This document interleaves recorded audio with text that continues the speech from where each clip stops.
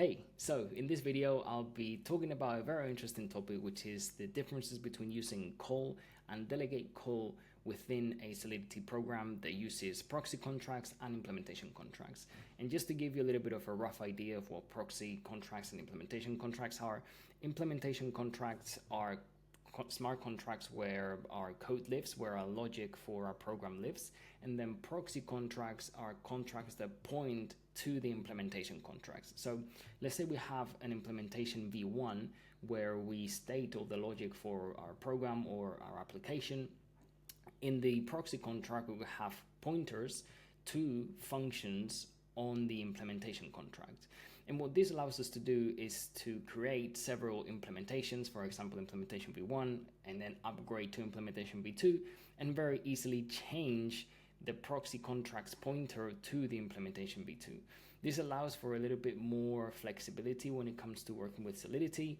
Some people say it's not ideal, but it does give you a little bit more flexibility if you want to have that flexibility within a Solidity or within a program or within an application written in Solidity. Okay, but that's not the point of this video.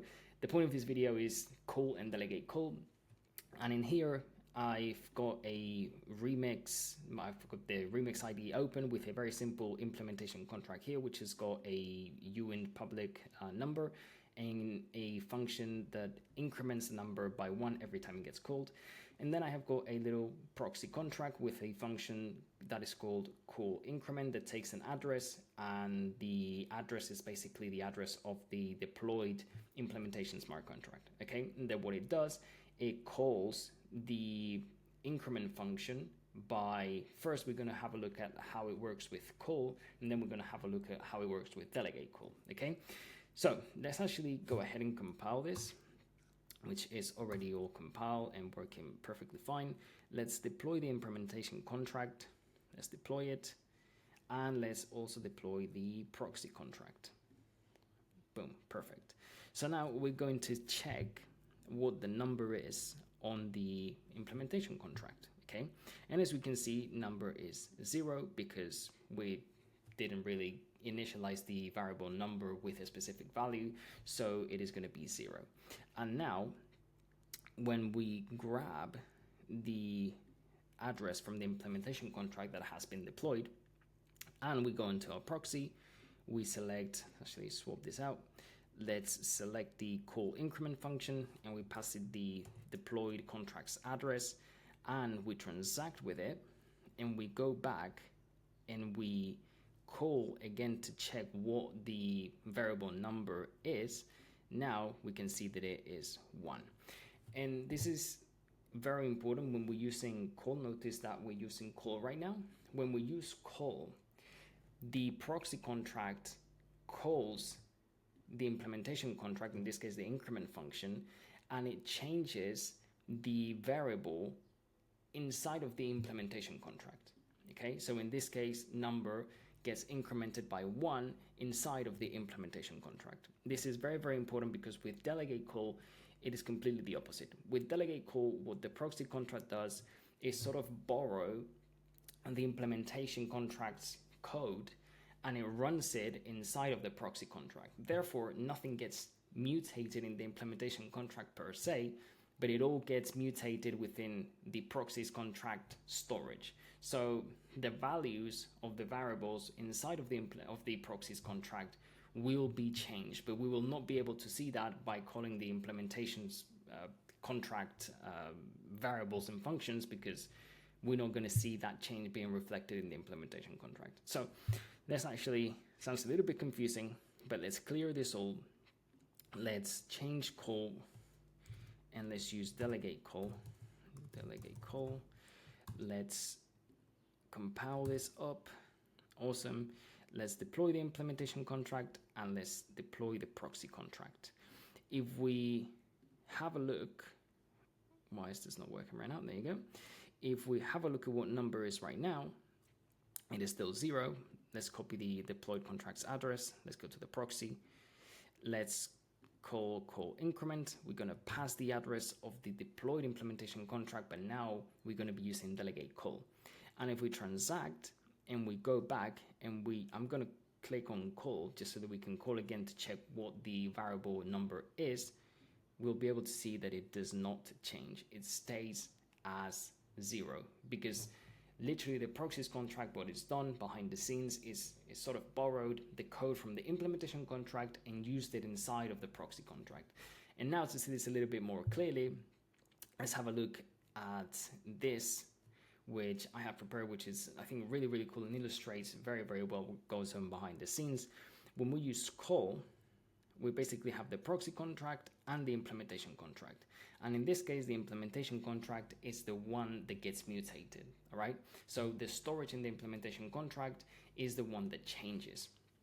So when we use call, we're telling the implementation contract, or we're basically saying the proxy contract, hey, please increment 1, because we use the increment function, in the variable in your slot 0 of your storage. So the proxy is saying to the implementation, okay, so increment 1, the variable in slot 0 of your storage. And in this case, if you don't understand much about storage and all that stuff, it's completely fine. But in this case, what the proxy contract said to the implementation contract is, hey, okay, let's increment number by 1, okay? And just to give you a little bit of reference, the proxy is always the caller contract and the implementation is the called contract. But when we use delegate call, and this is why it's a little bit dangerous, we're saying, okay, so the proxy is saying, please increment 1 in the variable in slot 0 of my own storage. So we're not really mutating the implementation contract. The implementation contract stays the same, but now it's the proxy contract that gets altered, okay? And again, the proxy is the caller and the implementation is the called contract. So we're going to see this a little bit more clearly in here. So we've got the proxy contract, okay? And then we've got the implementation contract. The proxy contract is the caller and the implementation contract is the called contract. So when we use call, like I said, the contract being altered is going to be the implementation contract, okay? And here in the proxy contract, if you can remember, we had the call increment function, and in the implementation contract, we had the UN 256 public number and the increment function. So then we can see this sort of represents the storage of the contract. And as we can see, number was initialized as 0, but then when we call the proxy contract to call the increment function on the implementation contract, this changed to 1, okay? But when we use delegate call, the complete opposite thing happens, okay? So notice how here number changes on the implementation contract, but here when we use delegate call, things change on the proxy contract. And this can be a little bit dangerous, because now, let's say we wanted to change number, we wanted to change number by 1, okay? We wanted to add 1 to our number variable every time we call the proxy contract, but we're using delegate call, okay? Because delegate call basically changes the storage of the proxy contract. What would happen if we have a corrupted proxy and before our number variable, we have an address variable? See, that would mess things up, because at the end of the day, what we're saying to our proxy contract when we use it with delegate call is increment by 1. So like we said in here, we're saying, please increment 1 in the variable in slot 0 of my storage, on the proxy storage. So it would basically add 1 to this address, and it would end up being, instead of 66, it would be 67. So then that would mess things up, because we would have an invalid address, and we don't want to do that. That's why it is very important that we try to avoid using delegate call as much as we can. I mean, it can be useful in some cases, but it is much better if we use call, because we basically decouple the storage, like the implementation of the contract, from the actual variables of our program or of our application. And that is really, really important to have those two things separate, because we don't want to mess up our variables when we call them, okay?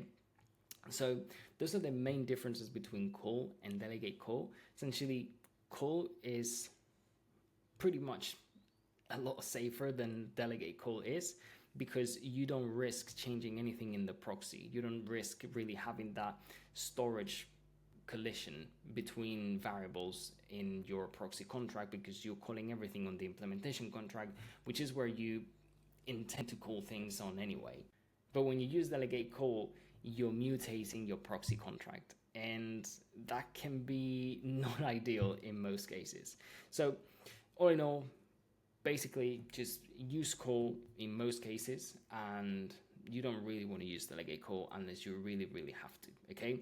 But call, it's much safer, and like I said, the main difference is how it modifies the storage, okay, and the state of each of the contracts. So I hope this video was useful. I will leave you with the link for this remix IDE stuff below in the description of the video, so you can just play around with it and interact with it just to see how it all works. And even if you were to run some tests on a local IDE like VS Code, and you use Foundry, for example, and you run tests using Foundry, and you print out the address before calling the call increment function, after calling the call increment function by using delegate call, you would see how the address actually changes before and after calling the delegate call, the call increment function, okay?